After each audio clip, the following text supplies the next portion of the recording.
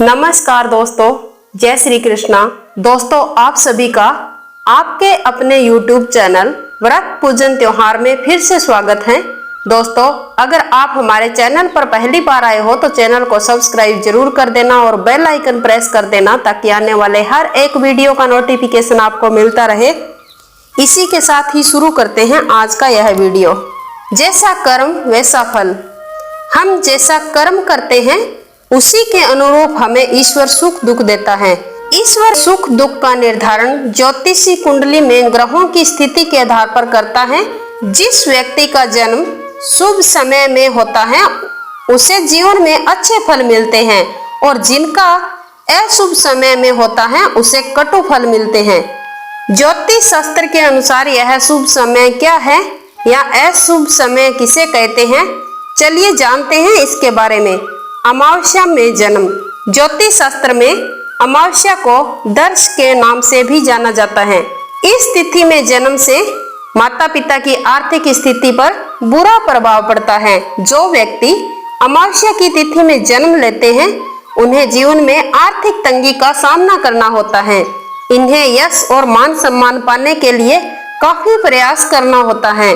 अमावस्या तिथि में भी जिस व्यक्ति का जन्म पूर्ण चंद्र रहित अमावस्या में होता है वह अधिक अशुभ माना जाता है। इस अशुभ प्रभाव को कम करने के लिए घी का छाया पात्र दान करना चाहिए। रुद्राभिषेक और सूर्य एवं चंद्र की शांति कराने से भी इस तिथि में जन्म के अशुभ प्रभाव को कम किया जा सकता है। अब बात आती है संक्रांति में जन्म। संक्रांति के समय भी संतान का जन्म अशुभ माना जाता है।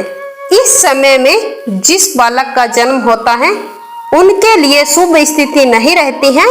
संक्रांति के भी कई प्रकार होते हैं, जैसे रविवार की संक्रांति को होरा कहते हैं, सोमवार को द्वादशी, मंगलवार को महोदरी, बुधवार को मंदा, गुरुवार को मंदाकिनी, शुक्रवार को मिश्रा और शनिवार को संक्रांति राक्षसी कहलाती है। अलग अलग संक्रांति में जन्म का प्रभाव भी अलग अलग होता है। जिस व्यक्ति का जन्म संक्रांति तिथि को हुआ है उन्हें ब्राह्मण को गाय और स्वर्ण का दान देना चाहिए। इससे अशुभ प्रभाव में कमी आती है। रुद्राभिषेक एवं छाया पात्र दान से भी संक्रांति काल में जन्म का अशुभ प्रभाव कम होता है। अब बात आती है भद्रा काल में जन्म। जिस व्यक्ति का जन्म भद्रा काल में होता है उनके जीवन में परेशानी और कठिनाइयां एक के बाद एक आती रहती हैं। जीवन में खुशहाली और परेशानी से बचने के लिए इस तिथि के जातक को सूर्य सूक्त, पुरुष सूक्त और रुद्राभिषेक करना चाहिए। पीपल वृक्ष की पूजा एवं शांति पाठ करने से भी इनकी स्थिति में सुधार होता है। अब बात आती है कृष्ण चतुर्दशी में जन्म। पराशर महोदय कृष्ण चतुर्दशी तिथि को 6 भागों में बांटकर उस काल में जन्म लेने वाले व्यक्तियों के विषय में अलग अलग फल बताते हैं।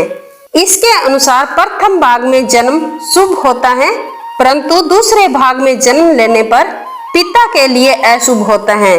तीसरे भाग में जन्म लेने पर मां को अशुभता का परिणाम भुगतना होता है, बल्कि चौथे भाग में जन्म होने पर मामा पर संकट आता है। पांचवें भाग में जन्म लेने पर वंश के लिए अशुभ होता है और छठे भाग में जन्म लेने पर धन एवं स्वयं के लिए अहितकारी होता है। कृष्ण चतुर्दशी में संतान जन्म होने पर अशुभ प्रभाव को कम करने के लिए माता पिता और जातक का अभिषेक कराना चाहिए।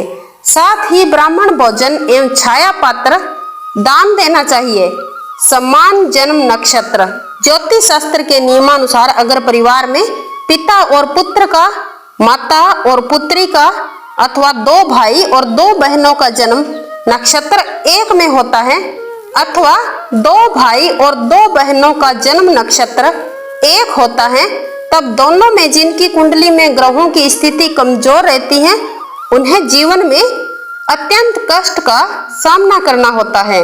इस स्थिति में नवग्रह पूजन, नक्षत्र देवता की पूजा, ब्राह्मणों को भोजन एवं दान देने से अशुभ प्रभाव में कमी आती है। सूर्य और चंद्र ग्रहण में जन्म। सूर्य और चंद्र ग्रहण को शास्त्रों में अशुभ समय कहा गया है। इस समय में जिस व्यक्ति का जन्म होता है उन्हें शारीरिक और मानसिक कष्ट का सामना करना होता है। इन्हें आर्थिक परेशानियों का सामना करना होता है। सूर्य ग्रहण में जन्म लेने वाले व्यक्ति की मृत्यु की संभावना भी रहती है। इस दोष के निवारण के लिए नक्षत्र स्वामी की पूजा करनी चाहिए। वह सूर्य और चंद्र ग्रहण में जन्म दोष की शांति के लिए सूर्य, चंद्र और राहु की पूजा भी कल्याणकारी होती है। अब बात आती है सर्प शीर्ष में जन्म। अमावस्या तिथि में जब अनुराधा नक्षत्र का तृतीय और चतुर्थ चरण होता है तो सर्प शीर्ष कहलाता है।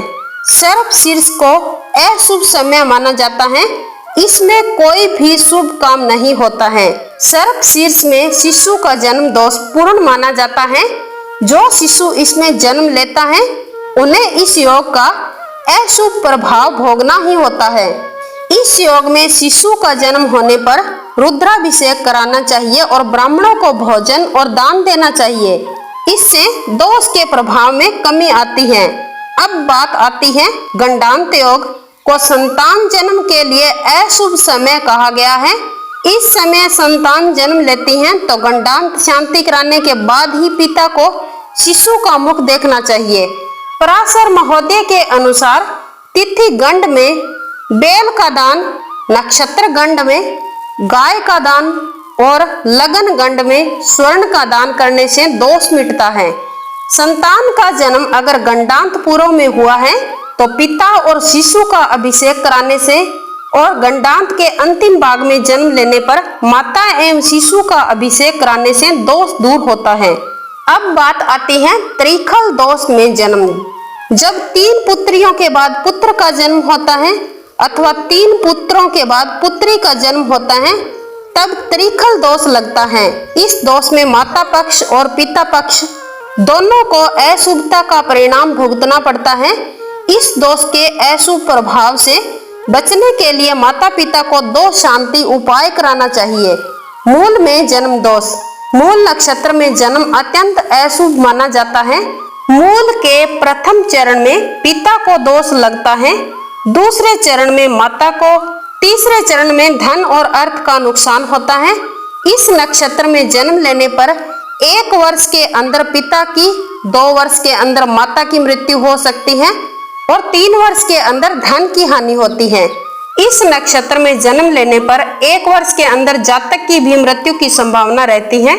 इस अशुभ स्थिति का उपाय यह है कि मास या वर्ष के भीतर जब मूल नक्षत्र पड़े तब मूल शांति करा देनी चाहिए। अपवाद स्वरूप मूल का 4था चरण जन्म लेने वाले व्यक्ति के स्वयं के लिए शुभ होता है। अन्य दोष। ज्योतिष शास्त्र में इन दोषों के अलावा कई अन्य योग और भी हैं जिनमें जन्म होने पर अशुभ माना जाता है। इनमें से कुछ हैं यम घंट योग, वेधृति या व्यतिपात योग एवं दग्धादि योग। इन योगों में अगर जन्म होता है तो इसकी शांति अवश्य करानी चाहिए। तो दोस्तों यह था हमारा आज का वीडियो। अगर अच्छा लगा है तो इसे लाइक करना और अपने दोस्तों के साथ शेयर भी करना। अगर आप हमारे चैनल पर पहली बार आए हो तो चैनल को सब्सक्राइब करना और बेल आइकन प्रेस कर देना ताकि आने वाले हर एक वीडियो का नोटिफिकेशन मिलता रहे। इसी के साथ ही हम आपसे विदा लेते हैं। वंदे मातरम। जय श्री कृष्णा।